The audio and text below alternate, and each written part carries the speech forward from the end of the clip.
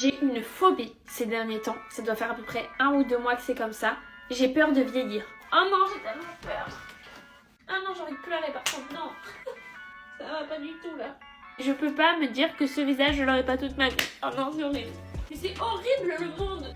Bon, je vais vous raconter ma plus grande peur et c'est de vieillir. Et je pense qu'on n'a pas du tout la même peur entre les hommes et les femmes parce que chez une femme, la féminité c'est la jeunesse. Il y a une meuf qui a appelé Luna. Elle a 37 ans et elle a dit qu'elle était en préménopause. Je viens de tomber sur la vidéo d'une influenceuse qui disait non mais vous vous rendez compte, je viens d'avoir 30 ans, dans 10 ans j'aurai 40 ans et c'est le moment où j'aurai certainement construit une famille, j'aurai des enfants et tout, ça j'en suis sûre, c'est sûr. Et j'étais là dans ma tête en train de me dire mais moi aussi je viens de fêter mes 30 ans. Est-ce que c'est pas un peu culotté de parler d'horloge biologique lorsque les hommes de notre âge choisissent des femmes beaucoup plus jeunes? Aujourd'hui, les femmes, elles font leur plan exactement comme les hommes. Sauf qu'on n'a pas les mêmes réalités biologiques, comme je l'ai dit tout à l'heure. Et de plus en plus, les femmes sont plus âgées et elles pensent « Toc, ça y est, je vais avoir un bébé dans 6 mois, parce que j'ai décidé. » Nouvelle vidéo, nouvelle réalité. Ce que tu vas voir ici, c'est du brut et du concret. Alors c'est parti. J'ai une phobie ces derniers temps. Ça doit faire à peu près 1 ou 2 mois que c'est comme ça. J'ai peur de vieillir. Ah, j'adore mariage, enfant, travail, maison. Ça a l'air cool. Mais physiquement, oh non, j'ai tellement peur. Ah non, j'ai envie de pleurer par contre, non.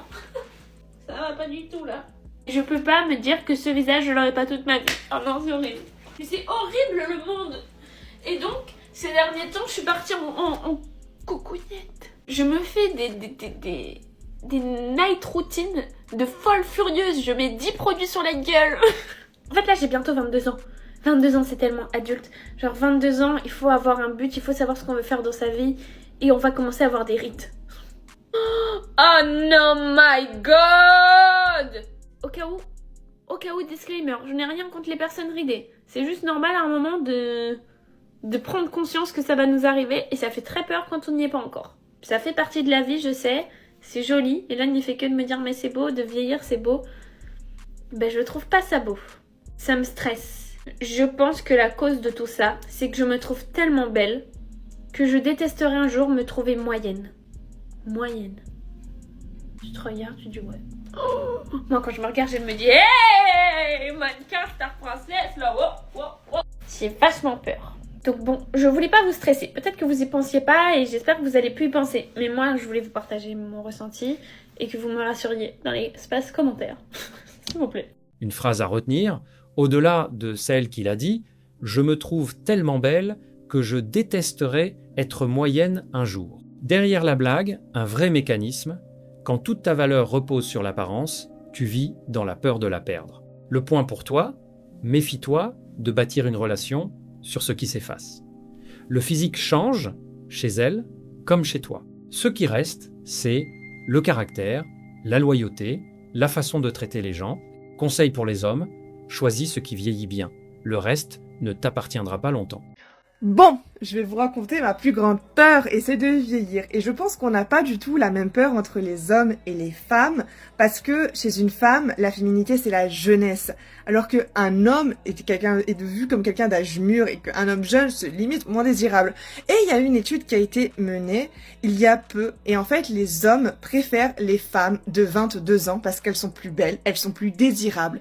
Alors qu'au contraire, les femmes préfèrent les hommes de 50 ans. Donc c'est ouf, ça nous montre bien que chez une femme, vieillir est critique parce qu'elle est vue comme moins sexy, moins jolie, alors que chez un homme, c'est au contraire l'âge d'or qui apparaît. Et donc nous, en fait, on apprend déjà dès très jeunes que plus on vieillit, plus nos jours sont comptés, et donc on sera moins vu par les hommes, on sera moins intéressante pour eux, etc., etc., etc. Et donc je pense que c'est lié à ça, peut-être, ma peur de vieillir. Et quand je vois les photos d'il y a 5 ans, donc quand j'avais à peu près 22 ans, je me trouve plus jeune, plus jolie limite, parce que j'ai appris ça. Et quand je vois les photos de maintenant, je me dis, waouh, je ressemble à une femme. Et je me dis, mais dans 5 ans, quand j'aurai donc dépassé l'âge des 30 ans, est-ce que je vais m'aimer? Est-ce que quand j'aurai 40 ans, est-ce que je vais me trouver désirable? Est-ce que les hommes vont enfin changer leur façon de voir? Est-ce que, je ne sais pas, mais je trouve ça ouf. Enfin, voilà. Dites-moi ce que vous en pensez et quelle est votre plus grande peur à vous? Ne fais jamais dépendre ta valeur du regard des autres. C'est le seul terrain qu'on ne peut pas t'enlever. Il y a une meuf qui a appelé Lubna. Elle a 37 ans et elle a dit qu'elle était en préménopause. Comment ça, préménopause? Venez, on s'assoit. Qu'est-ce qui se passe? C'est quoi ce délire? Écoutez, je ne comprends pas du tout là. 37 ans, préménopausée. Non, là, on va parler, il faut discuter. Donc apparemment, elle a eu en fait ses règles très très tôt. Donc elle a dû les avoir genre à 9 ans, c'est ce qu'elle avait dit. Et du coup, les filles qui ont leurs règles beaucoup très très tôt, d'accord, vous allez avoir votre ménopause beaucoup plus tôt. Donc là en fait ça me fait un peu paniquer. Alors non pas parce que moi je les ai pas eu à 9 ans, j'ai eu très très tard donc ça va, mais la nana était là en mode mais en fait moi je veux des enfants et en fait moi je voulais avoir des enfants quand tout était réglo, bien carré etc, une bonne situation et tout, et là je me retrouve à avoir des bouffées de chaleur et tout, je suis partie voir le médecin et il m'a dit comme quoi voilà j'étais en pré-ménopause. Mais là en fait mes bébés ça veut dire que c'est cuit en fait pour elle, mais ça veut dire que c'est dead pour elle là en fait. Donc, comment ça là? C'est-à-dire, moi 37 ans, c'est dans 2 ans moi 37 ans là. C'est dans 2 ans. C'est une dinguerie. C'est une dinguerie, s'il vous plaît. Vite, faut venir, s'il vous plaît, mariez-moi, s'il vous plaît. Le piège du bon moment. Elle voulait des enfants quand tout serait carré, la bonne situation, tout en ordre. Et le bon moment n'est jamais arrivé. Le point valable pour les hommes comme pour les femmes, attendre les conditions parfaites, c'est souvent ne jamais commencer. La vie ne se met pas en pause le temps qu'on soit prêt. C'est pas une question de biologie, c'est une question de ne pas remettre indéfiniment ce qui compte. Conseil pour les hommes. Ne repousse pas l'essentiel en attendant le décor parfait. Il ne vient jamais entièrement. Je viens de tomber sur la vidéo d'une influenceuse qui disait non mais vous vous rendez compte, je viens d'avoir 30 ans, dans 10 ans... j'aurai 40 ans et c'est le moment où j'aurai certainement construit une famille, j'aurai des enfants et tout ça, j'en suis sûre, c'est sûr. Et j'étais là dans ma tête en train de me dire mais moi aussi je viens de fêter mes 30 ans. Sauf que moi je suis pas persuadée de la même façon. C'est-à-dire que je doute d'avoir des enfants d'ici là, vu à quel point c'est compliqué de se mettre déjà en couple aujourd'hui. Genre je suis là à passer des entretiens pour le père de mes enfants depuis 4 ans, depuis que je suis à Paris, depuis 5 ans. Et je me dis mais waouh, comment ça a terminé cette histoire? Parce que là, les seules relations que j'ai réussi à avoir, ça ne tenait pas plus de 3-4 mois. Période d'essai non aboutie. J'ai dû avoir ça une fois par an. Pas plus. Enfin, je sais pas, aujourd'hui, les mecs ne veulent pas se poser, c'est pas nouveau. Y a toujours un truc. Donc, je sais pas, je commence à me poser des questions là. Est-ce que ça va être possible de féconder? Parce que là... Nous, on a une horloge biologique, en fait, à partir de 30 ans qui tourne. Donc, si j'ai pas de gosse avant 35 ans, mais je ne sais pas ce que je vais faire. Va falloir penser à congeler ses ovules, les filles. Est-ce que vous êtes dans le même cas que moi ou je suis la seule à stresser? Écoutez le vocabulaire. Je passe des entretiens pour le père de mes enfants depuis 4 ans. Période d'essai non aboutie. La rencontre décrite comme un recrutement. L'homme comme un candidat qu'on évalue et qu'on recale. Le point qui coince, on ne rencontre pas quelqu'un qu'on fait passer en entretien. Traiter un partenaire comme un poste à pourvoir, avec période d'essai et sélection, ce n'est pas chercher l'amour, c'est gérer un recrutement. Et personne ne s'attache à un employeur. Conseil pour les hommes. Si on t'évalue comme un dossier, tu n'es pas un partenaire, tu es un candidat. Cherche qui veut te rencontrer, pas t'embaucher. Est-ce que c'est pas un peu culotté de parler d'horloge biologique lorsque les hommes de notre âge choisissent des femmes beaucoup plus jeunes? Du genre, ils nous pressent avec l'horloge biologique à chaque fois qu'on parle d'enfants en disant « Oui, il faut se dépêcher parce que 30 ans, ma vieille, t'es périmée ». Mais pourquoi serait-ce un problème pour vous, sachant que vous avez toujours choisi des femmes beaucoup plus jeunes? Il est normal pour un homme de 40 ans d'aller s'intéresser à une fille qui en a 20 ans de moins. De la même façon qu'au cinéma, on a toujours représenté les femmes beaucoup plus jeunes avec des hommes beaucoup plus âgés, en nous faisant croire que les hommes beaucoup plus âgés sont beaux, sont sexy, sont magnifiques, qu'un homme vieillit comme le vin, qu'il est beaucoup plus beau, qu'un homme limite de 50 ans c'est beaucoup plus attirant qu'un jeune homme de 25 ans. En fait, pourquoi ce serait un problème l'horloge biologique? Parce que dans tous les cas, vous allez quitter votre femme de 40 ans pour en prendre une qui en a 19. Et encore 19, je suis gentille, vous avez très souvent flirté avec la limite de la légalité. Voilà. C'était vraiment ma question. C'est une question qui me taraude, qui est restée ancrée dans ma tête depuis plusieurs jours. Je me suis dit pourquoi ne pas faire un TikTok et où les personnes pourraient me répondre et pourraient m'éclairer sur ce sujet. Question légitime sur le fond, 2 poids 2 mesures existent sur l'âge, dans les discours, comme au cinéma. Mais elle mélange 2 choses. La préférence pour la jeunesse est un critère discutable, retournable. L'horloge biologique, elle, n'est pas une opinion ni une arme. C'est un fait médical. Confondre un jugement de goût et une réalité de fertilité, c'est répondre à côté. On peut critiquer le double standard sans nier la biologie. Conseil pour les hommes, distingue toujours le critère du fait. L'un se débat, l'autre se constate. Les grossesses, elles sont de plus en plus tardives, très clairement. Donc, espérer avoir là aussi, c'est autre chose, mais espérer avoir un enfant à un moment T, je sais pas, moi, 30 ans, 32, 35, il faut savoir que plus on vieillit, plus c'est compliqué. Et certaines mamans qui ont décidé d'être maman, enfin, certaines femmes qui ont décidé d'être maman, elles s'y prennent un peu tard et ça devient difficile. Donc, on n'a pas toujours l'âge, enfin, on n'a pas forcément un vrai choix. Ouais. Ça peut être compliqué, plus on vieillit et plus c'est compliqué pour certains. Moi, j'ai des histoires personnelles où ça a été difficile. Je veux avoir un bébé à 29 ans et en fait, je me retrouve à avoir un bébé qui a 33 ans. Parce que parcours PMA, c'est-à-dire... parfois, ça vient pas tout de suite, on tombe pas enceinte. Tout de suite. Voilà, c'est ça. Et de plus en plus, les femmes sont plus âgées et elles pensent, toc, ça y est, je vais avoir un bébé dans 6 mois parce que j'ai décidé. Donc, méfiance, faut savoir, cette horloge, elle existe. C'est son 3e, elle a 44 ans. Bon, voilà, ça commence à être un petit peu tardif. C'est plus risqué quand on a un enfant tard. Oui, il y a un peu plus de risques. Déjà, il y a un peu plus de difficultés à l'avoir.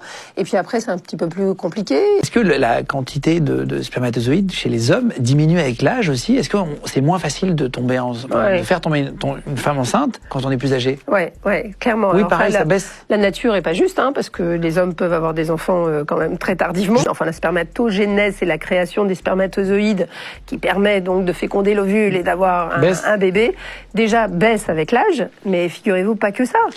Elle baisse aussi en ce moment même, c'est-à-dire que les hommes actuellement, même les plus jeunes, les perturbateurs endocriniens et autres, ont fait que la spermatogénèse, la construction, en fait, la fabrication de ces spermatozoïdes, elle est de moins en moins importante. On est moins fertile qu'avant. Ah ouais, ça c'est très clairement. Ouais. Donc attention, l'humanité et notre avenir. Un point rarement dit sur l'engagement.